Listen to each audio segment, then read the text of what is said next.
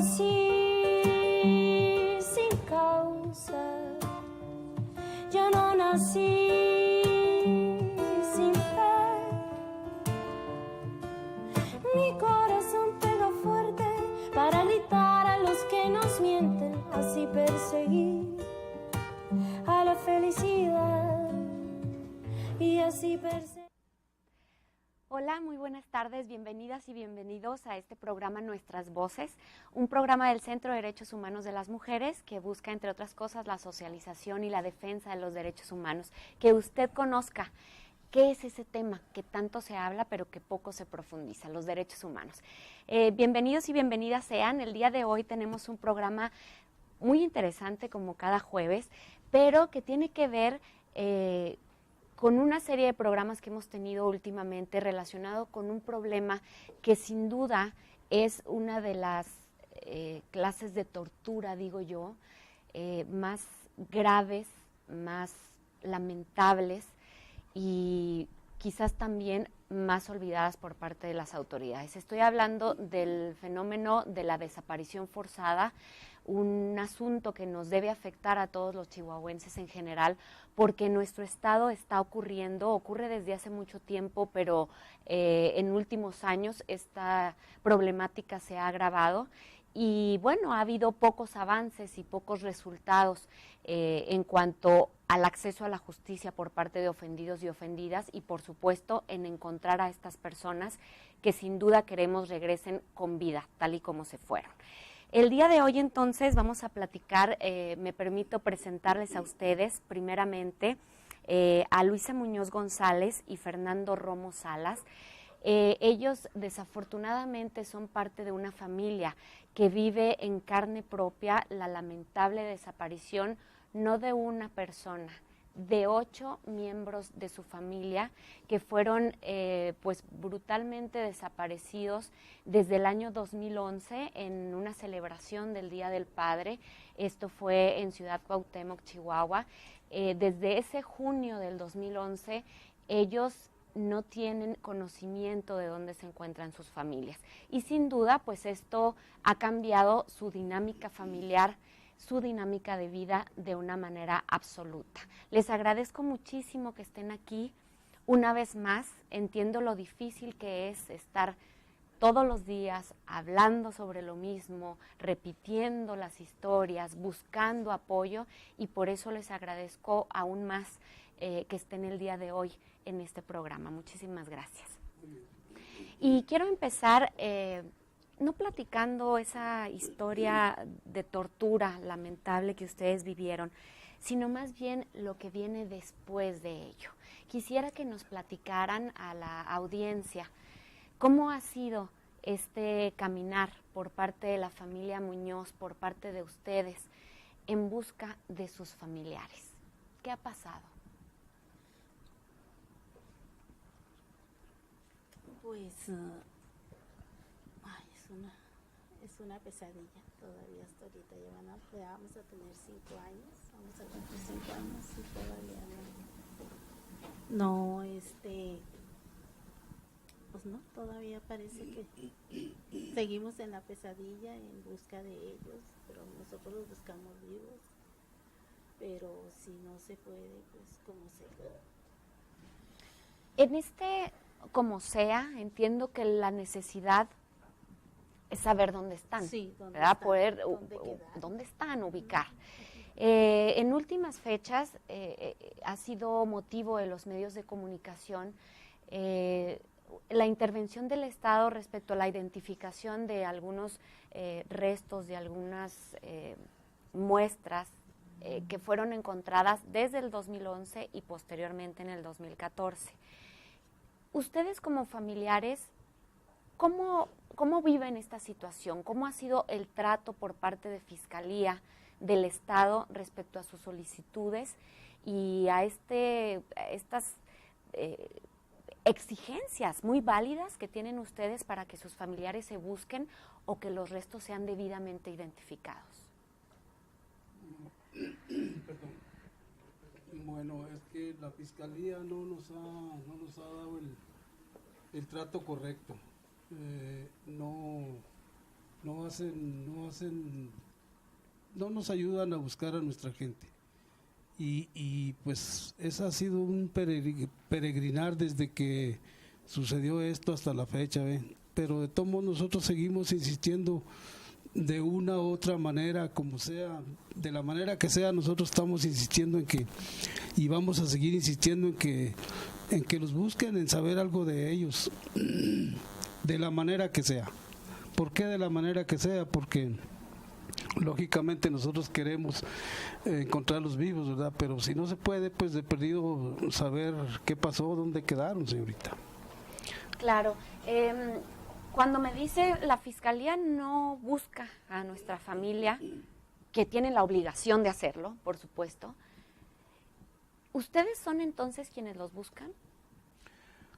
Pues nosotros hemos andado por muchos lados. Al principio, cuando pasó esto, duramos como unos 3 meses buscándolos aquí alrededor del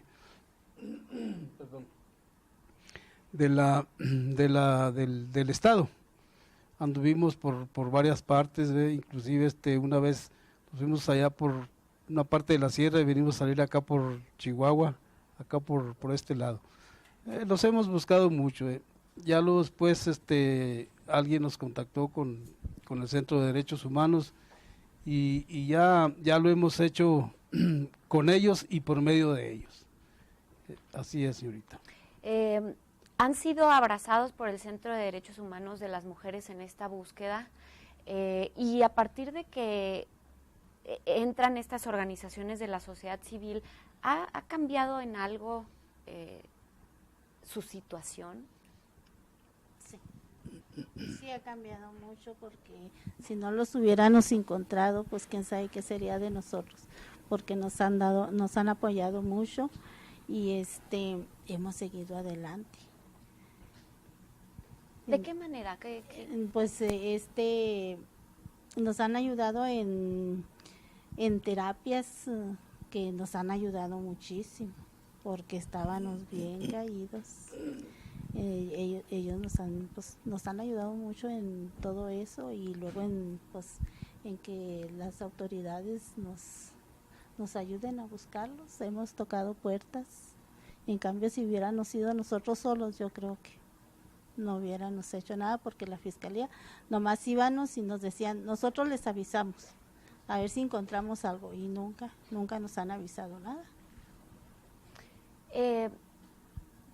Entiendo que ustedes en esta situación han tenido que volverse activistas, han tenido que tocar muchas puertas, se han integrado a estas organizaciones de la sociedad civil, particularmente al CEDEM.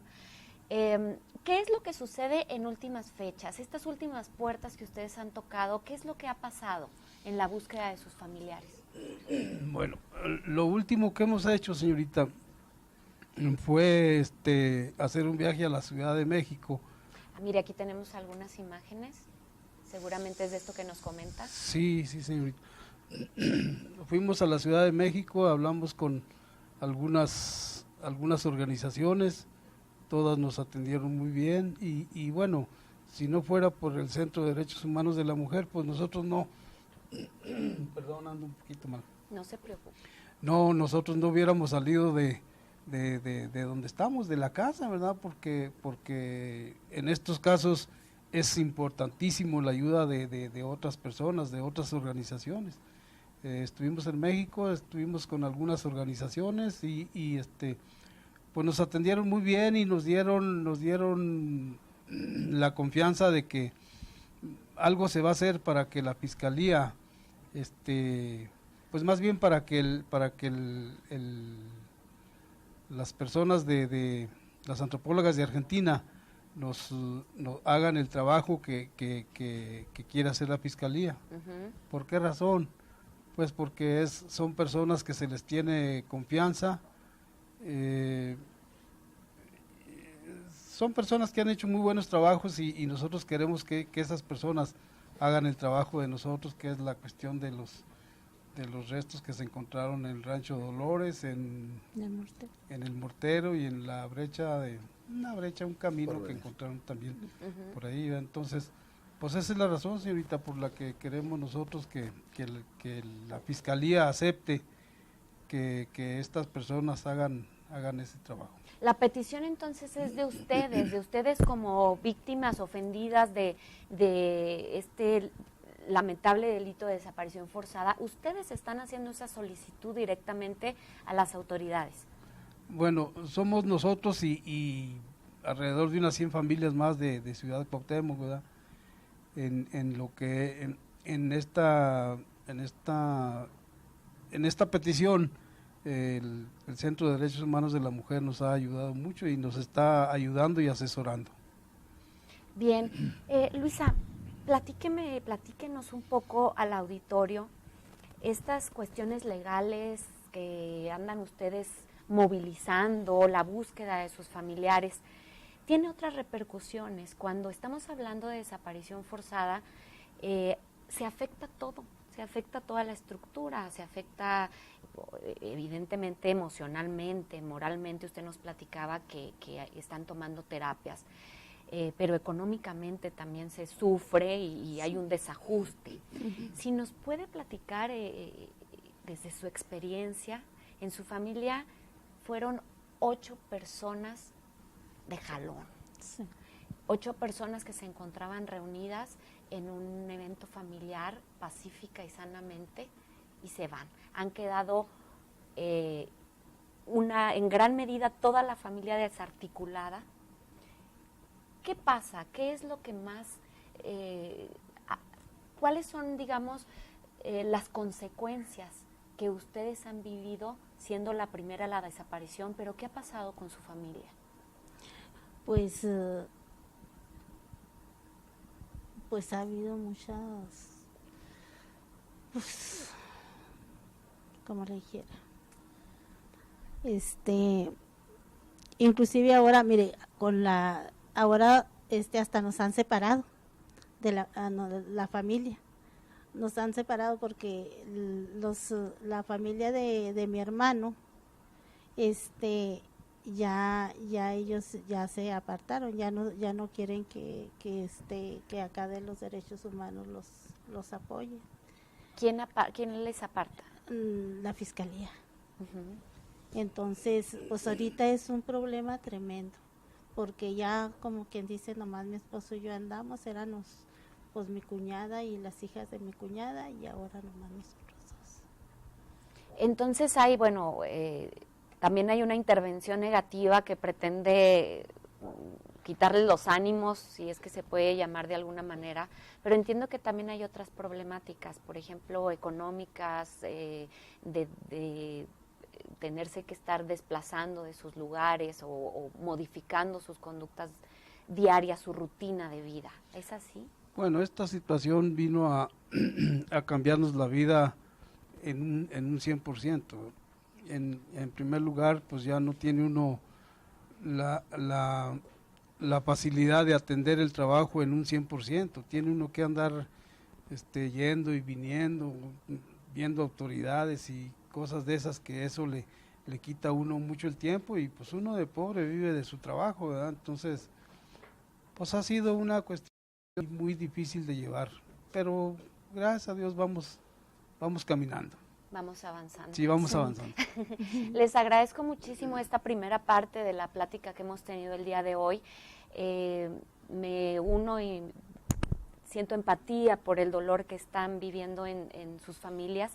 Y si me permiten, voy a platicar en este momento también con nuestro invitado, que es Gavino Gómez.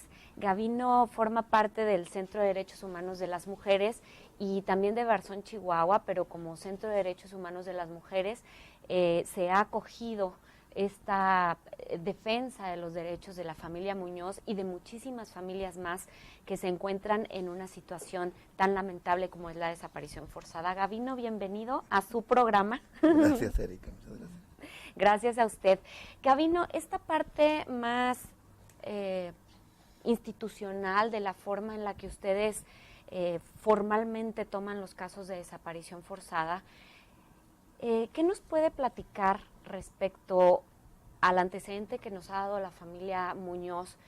¿Qué nos puede platicar respecto a la actuación estatal en referencia a los casos de desaparición forzada, particularmente de Ciudad Cuauhtémoc.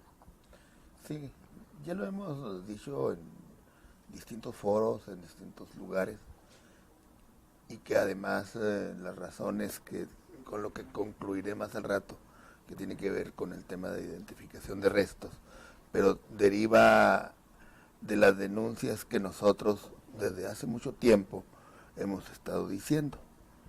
En principio, el tema de los desaparecidos en México fue un tema ignorado por años. Ya estaba en su pleno apogeo toda la violencia que se desató a partir del 2008 y que en Chihuahua tuvo su pico más alto entre el 2010 y el 2011. Todos hablaban de crímenes de homicidios, de asaltos, de extorsiones, pero nadie tocaba el tema de los desaparecidos. Y es hasta que las familias se empiezan a organizar. Y es las familias del norte de México donde dimos, las organizaciones que le acompañamos, el primer esfuerzo. Fue precisamente en junio del 2010 que nos... Si me permite, Gabino, estamos viendo en pantalla las personas que ustedes representan del Centro de Derechos Humanos de las Mujeres, personas que han sido desaparecidas, lamentablemente. Sí, ahí está la imagen muy elocuente. Todas esas personas que se ven ahí en la pantalla, pues son personas desaparecidas. En torno a ellos se aglutina toda una familia que eso lo multiplicamos por la cantidad de familiares. Estamos hablando de más de 300 familiares que hoy buscan y viven el drama de la desaparición de su ser querido. Regreso al tema de la visibilización del problema. Sí. Nos reunimos por primera ocasión en junio del 2010 con familiares de Chihuahua, Coahuila y Nuevo León, de los 3 estados, y a partir de ahí se hacen las primeras manifestaciones para visibilizar.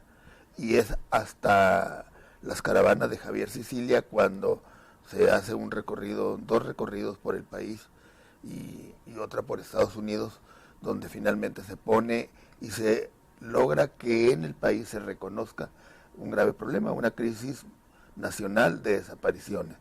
En aquella época se hablaba de muchísimas cifras, de 5,000, de 10,000, de 20,000 desaparecidos. Hoy ya se reconoce la existencia de 27,000, casi 28,000 personas desaparecidas.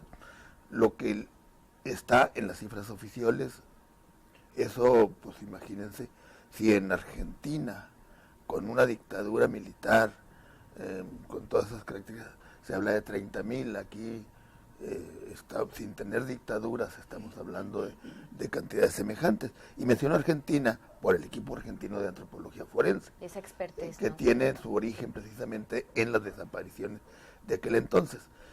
Entonces logramos que el tema fuera reconocido por el gobierno, pero desgraciadamente y adicionalmente en el estado de Chihuahua, el gobierno del estado sigue no reconociendo que hay desaparecidos en Chihuahua. Hemos visto desafortunadísimas declaraciones del gobernador o del fiscal general donde hablan, pues, de minimizando el problema, que en Chihuahua no hay desaparecidos o que las desapariciones son anteriores, etcétera, etcétera. Aquí tenemos Que algunas de esas notas que nos está comentando. Dice Duarte, desapariciones en Cuauhtémoc fueron antes de mi gobierno. Pues falso. Más del 70% de las desapariciones de Ciudad Cuauhtémoc fueron del 2010 para acá. Y luego lo que Y dice además, el con fiscal, independencia de ello, las desapariciones que ocurrieron Pues, anteriormente, sí, de pues, todas formas tienen que es su obligación de investigar, ¿no? Claro. pero pues si no investiga nada, pues ese es el grave problema. Como las autoridades niegan la existencia del problema, pues entonces sus funcionarios, quienes están obligados, pues cómo van a hacer una política para atender las desapariciones si el gobernador está diciendo que no hay o el fiscal general está diciendo que no hay. Claro. Pues es incongruente, serían incongruentes con sus jefes. Entonces este problema detonó, hizo que Amnistía Internacional hiciera un informe sobre las desapariciones en Cuauhtémoc, que fue presentado aquí en Chihuahua el 25 de febrero.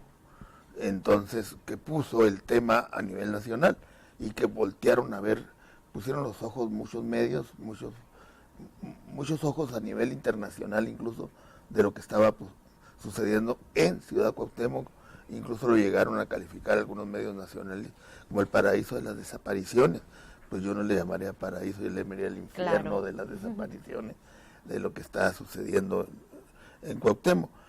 Entonces, tenemos imágenes del informe precisamente. de ese informe que se presentó aquí en Chihuahua el día 5 de febrero pasado.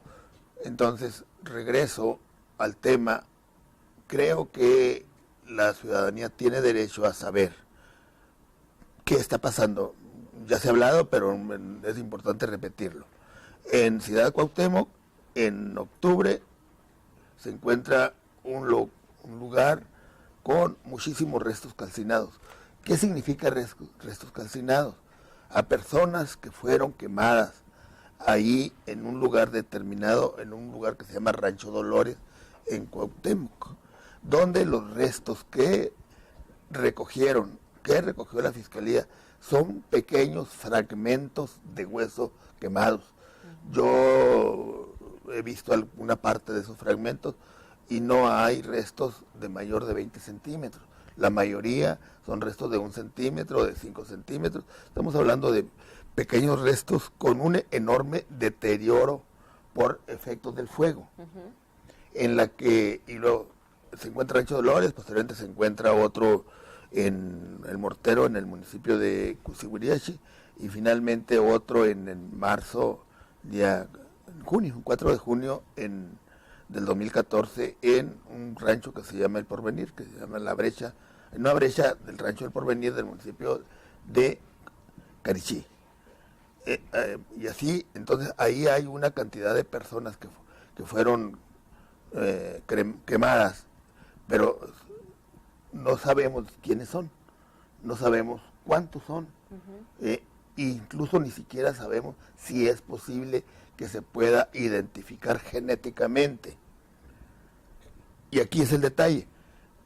Desde que se fueron localizados, la Fiscalía nos comunicó que en México no había la tecnología para procesar esos restos. Nos dijo, ni nosotros, en la Fiscalía, ni la PGR, que es la otra instancia, tiene la tecnología.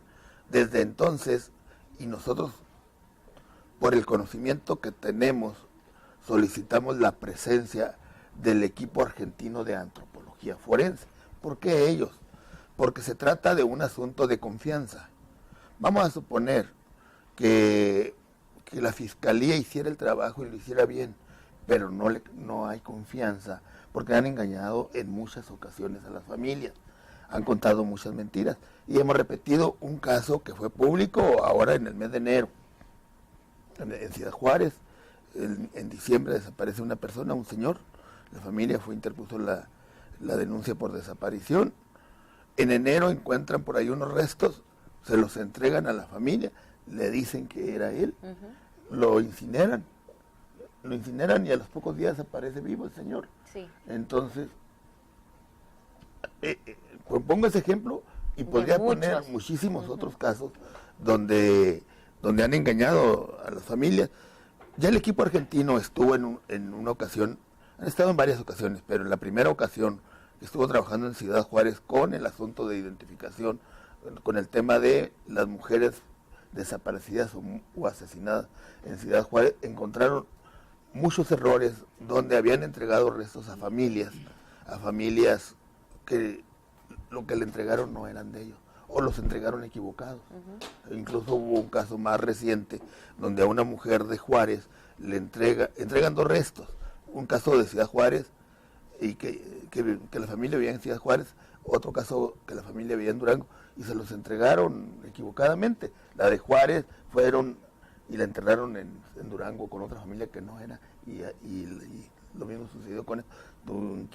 Tuvieron que hacer todo lo que significa el dolor e ir a hacer el intercambio, cuando el equipo argentino descubrió pues que habían entregado equivocadamente, y fue el trabajo del equipo argentino quien descubrió que eso había sucedido. Entonces es un asunto de confianza, pero además tecnológicamente hablando, en el mundo hay alrededor de 5 laboratorios que tienen la mayor tecnología, lo más avanzado en la tecnología de identificación. No quisiera ser así técnico, pero para las formas tradicionales de identificar a una persona a través del ADN, seguramente todo el mundo sabe, bueno, pero nosotros heredamos las características, cualquier persona o cualquier ser viviente hereda la herencia genética del padre y la madre al 50%. Entonces, lo más sencillo, lo más certero para identificar a una persona que sus restos están, que no se puede identificar físicamente, sino solamente a través del ADN, es pues comparar su ADN con el ADN del papá y la mamá, y ya eso nos da, eso da la identidad. Hay otro, a eso se le llama identificación nuclear, o sea, del núcleo de la célula se extrae el ADN y ahí nos trae la comparación. Sí. Y hay una segunda vía que se le conoce como mitocondrial. O sea, fuera del núcleo de la célula hay otros elementos que se llaman mitocondrias. De esas nos da la certeza, no al 100%, porque solamente identifica cierta herencia de la mamá, de las mujeres, que viene solamente en las mujeres. Pero ahí, bueno, con un trabajo amplio, finalmente se puede concluir quién es él. Pero cuando hay degradación de restos, como es el caso, es posible que no se pueda obtener ADN ni mitocondrial ni nuclear. Entonces, hay una tercera opción que solamente la tienen 5 laboratorios en el mundo. La Fiscalía dice, vamos a llevar los restos a un laboratorio de Estados Unidos que está en Virginia, que el nombre es Bode, sí, en Virginia, en Estados Unidos. Ese laboratorio es muy bueno, pero solamente con los 2 métodos. Primeros que nos explicó. Sí. Pero hay el tercer método, que se le conoce incluso como de tercera generación, que solamente lo están aplicando pocos laboratorios, entre ellos el laboratorio del equipo argentino de antropología forense. Sí. Entonces, por eso nosotros insistimos y estamos tercos y hemos platicado con las familias, se les ha informado de por qué esa terquedad, porque se trata de dar confianza, porque es muy posible que esos restos tan pequeños que hay, tan fragmentados, de pequeños huesos, que le puedan a algún hueso extraer algo, pero solo para una muestra. Si falla el resultado, ya no va a haber otra forma de obtener otra muestra, porque se agotó. Es la única oportunidad. Para muchos de los huesos. Entonces, por eso no queremos nosotros, por eso insistimos y por eso queremos que haya el esfuerzo. Hoy fuimos a México la semana pasada, como decía aquí Fernando, porque aquí se empecinaron en engañar y decir que no iban a convenir con el equipo, a pesar de los compromisos que ya se habían firmado. Hay un convenio del gobernador, hay un acuerdo de medidas cautelares, y a pesar de eso, entonces nosotros incluso se nos hizo demasiado sospechoso. ¿Por qué? Porque además, quiero aclarar, el equipo argentino no cobra su trabajo. No, ¿por qué no cobra? Porque es una asociación como la nuestra, es una organización de la sociedad que ellos tienen y ocupan y consiguen financiamiento para ellos prestar un servicio. Se paga solamente el laboratorio, lo que significa el laboratorio, pues porque el laboratorio tiene una serie de reactivos que utilizar, etcétera, que solamente se paga, pero el trabajo. Entonces nosotros decimos, ¿por qué la Fiscalía del Estado de Chihuahua, que le ofrecen un servicio de calidad y que da confianza, no quiere? Algo ocultan. O por lo menos dan la sospecha de que algo ocultan. Entonces, por eso nos fuimos a la Ciudad de México, pues a hacer público, a hablar con autoridades, hablamos con el Senado, hablamos en Gobernación, hablamos con la Comisión Nacional de Derechos Humanos, hablamos con la Oficina del Alto Comisionado de la ONU. ¿Es estas imágenes que estamos viendo? Sí, ahí nos acompañaron en estas visitas Amnistía Internacional, que conoce perfectamente, porque ellos hicieron un informe, y entonces ellos nos acompañaron en las diversas reuniones, incluso la misma Mercedes Doretti, que es la encargada ahorita que está en México del grupo argentino, estuvo explicándole esta parte al subsecretario de Derechos Humanos, a Roberto Campa. Le estuvo explicando, ahí se derivó una próxima reunión el lunes aquí en Chihuahua, para tratar con la Fiscalía dónde estará el gobierno federal, con el gobierno de Chihuahua, donde el compromiso es que esté la Fiscalía General y la Secretaría General de Gobierno, junto con el equipo argentino. ¿Y aceptaron acudir? Digo, han aceptado muchas otras cosas, pero en este momento estamos en el entendido de que van a estar en esa reunión. Está el acuerdo. Ese es un acuerdo hecho en la que al subsecretario de Derechos Humanos lo acordaron pues conjuntamente, gobierno del Estado con el secretario. Hasta ese es un acuerdo que está vigente, que no han dicho hasta este momento que no se vaya a cumplir. Creo que con esta explicación que nos ha dado, a mí en lo particular me ha quedado muy claro y muy sencillo. Es la oportunidad que se tiene en muchos casos para determinar si son o no son sus familiares, y los de muchas familias en Chihuahua, particularmente en Cuauhtémoc. Es una oportunidad la que se tiene. Nos ha explicado de una manera que se entiende perfectamente cuál sería la metodología primaria, ¿no?, para entenderlo. Y entonces me llama mucho la atención, ¿cuál es la justificación del Estado?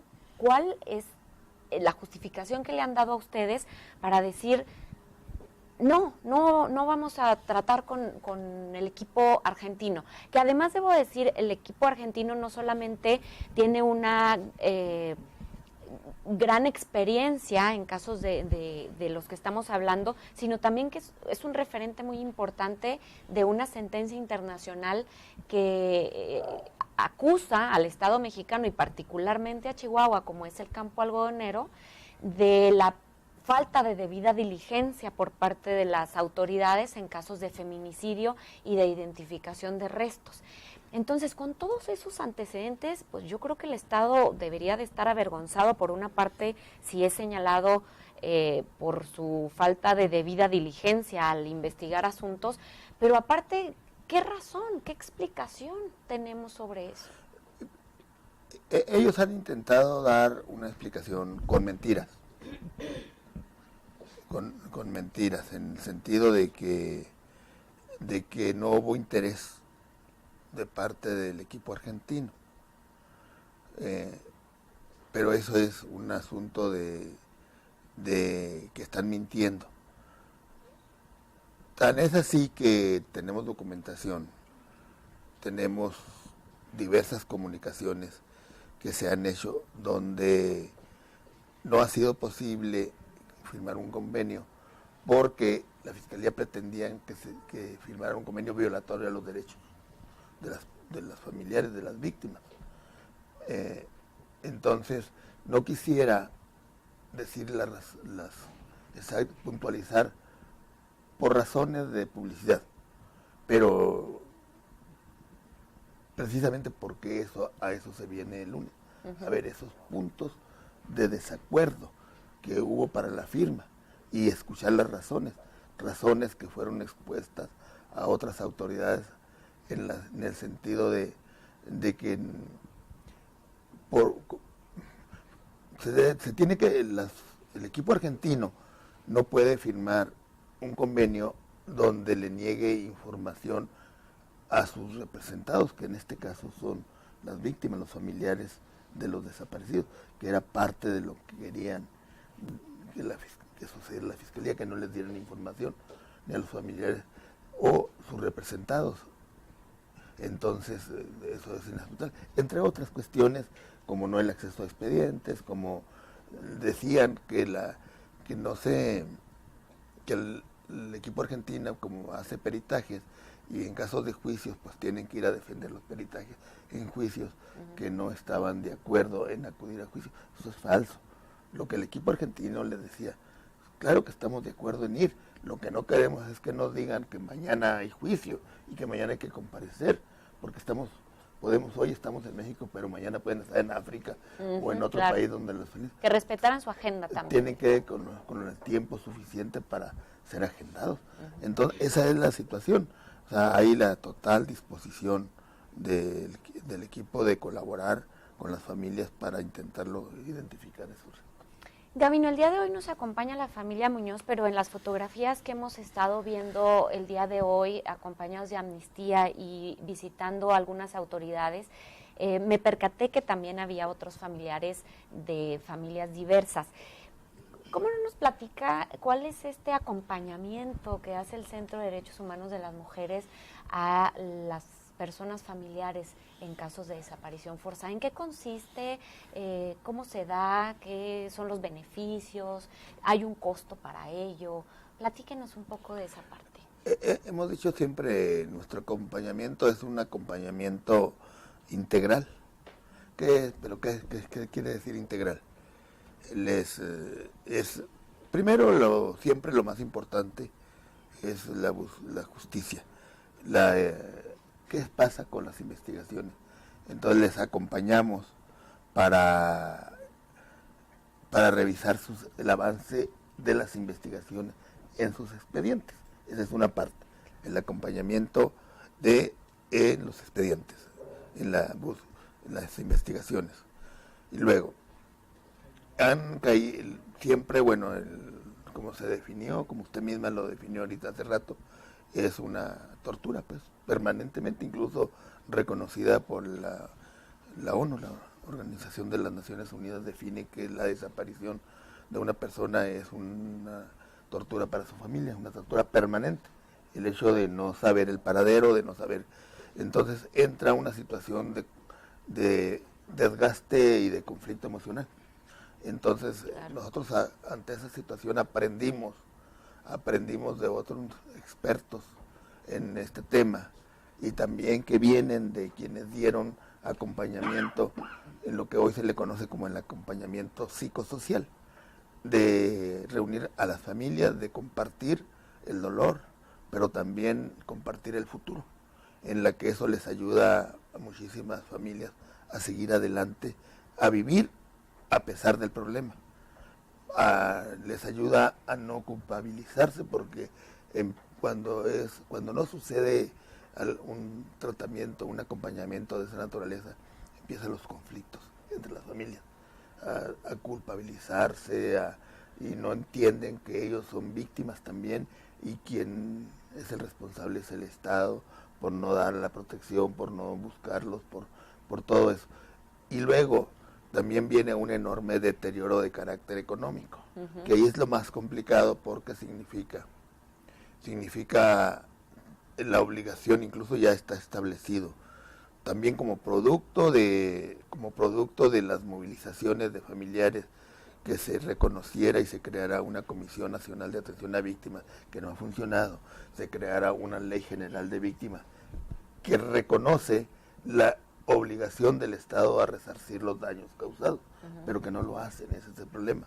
Nosotros con nuestros modestos esfuerzos hemos logrado, por lo menos, que se inscriban los niños y las niñas que tienen desaparecidos en un programa de gobierno del Estado que se llama FAMBI, Fideicomiso de Apoyo. Pero fíjense nada más lo siguiente: el gobierno de Duarte, cuando inició, él crea este fideicomiso, pero solamente para los niños víctimas de homicidio. Se les olvidaron los niños de los desaparecidos, las niñas. Entonces nosotros hemos insistido en que se modifique y que por decreto se entren en automático todos los niños en esta situación. Actualmente están atendiéndolos con recursos limitadísimos, pero algo es un par de zapatos, que unos útiles escolares, que una despensa que está programada para que fuera de manera mensual, pero no lo es, porque no funcionan las cosas en la autoridad, en el gobierno. entonces logramos que los inscriban, hemos hecho el enorme esfuerzo, hemos tenido compromisos con la autoridad de que aquellas familias que se vieron menoscabados su ingreso, porque el desaparecido era el proveedor de la familia, proveedor económico, o además el dueño de la pensión, que se crearan proyectos productivos para ellos, para no depender de la dádiva. Y siempre se nos dijo que sí, pero no hemos logrado absolutamente ningún proyecto productivo para que esta familia que hoy vive la tragedia de la tortura, que vive la tragedia de su desgaste emocional, que vive la tragedia de su deterioro económico, tenga por lo menos resuelto el problema económico, y ni aún así lo hemos logrado, a pesar del esfuerzo y el compromiso que se ha hecho. Toda esta parte lo intentamos hacer con todas las familias. Desgraciadamente, para que funcionaran las cosas, tendría que haber una respuesta de la autoridad, que no la encontramos. Pero si hubiera respuesta, nosotros no tendríamos razón de existir. Claro. Porque habría justicia, entonces, pues ahí nos vamos a encontrar con las dificultades que tenemos para resolver la problemática, pero están mejor los que son acompañadas por organizaciones como la nuestra que los que no están. A lo mejor ellos también no se han dado cuenta, porque nunca se han comparado con otras familias. Entonces, por eso es importante a veces que las gentes sepan que tener la opción de la orientación, del apoyo, de la ayuda de organizaciones como la nuestra, que lo hace sin buscar algo de ellos, porque nunca, jamás les cobraremos, porque nosotros también, como el equipo argentino, lo hacemos porque sentimos la necesidad y el compromiso de apoyar a quien más lo necesite. Así es. Así es, Gabino, antes de cerrar el programa del día de hoy, que se nos va muy rápido, quiero regresar con ustedes, parte de la familia Muñoz, Luisa y Fernando. Quiero regresar con ustedes. Vimos algunas imágenes en donde pues ustedes también acuden a México, ustedes también protestan, se manifiestan, exigen que sus familiares se busquen. Este delito, esta tortura que ustedes viven es muy revictimizante, porque tienen que seguir hablando de sus familiares para seguirlos manteniendo, tienen que seguir hablando de la lamentable historia para seguirlos teniendo aquí presentes, para que haya una búsqueda. Entonces quiero terminar esta parte el día de hoy dándoles el micrófono en nuestras voces para que una vez más hagan esa exigencia, cada uno, usted, Luisa, esa exigencia muy válida del respeto a los derechos de sus personas desaparecidas y de sus familias. Adelante. Es que nos oigan, que nos apoyen en buscarlos, y que también sean conscientes en que que los antropólogos argentinos van a hacer ese trabajo, pues que sea rápido, porque ya se han tardado mucho, porque ellos no han puesto nada de su parte. Gracias, Fernando. No, yo nomás diría que nosotros no nos vamos a cansar de buscarlos. Mientras tengamos apoyo de donde sea, nosotros vamos a seguir adelante hasta que Dios nos permita estar aquí, pero vamos a seguir adelante. Y pues decirle a la fiscalía que no nos vamos a cansar de buscarlos ni de sus desprecios. Eso es todo, señorita. Muchísimas gracias, gracias por estar aquí, por hacer parte de la sociedad chihuahuense su propia experiencia de vida, porque entre mejor estemos informados, seguramente más podemos exigir y mayor acceso tendremos a la verdad y a la justicia. Muchísimas gracias. Muchísimas gracias a usted. Y Gabino, quiero concluir con usted. Viene esta reunión que es para el próximo lunes, derivada de todos los esfuerzos que se han realizado. ¿Qué espera la familia? ¿Qué esperan ustedes? ¿Qué, en buenas noticias, qué sería lo que vamos a obtener? Que se pusieran de acuerdo, que la Fiscalía llegara finalmente al acuerdo con el equipo argentino de la firma del convenio de colaboración, donde el equipo argentino inicie de inmediato los trabajos de de toma de muestras para la identificación de los restos. O sea,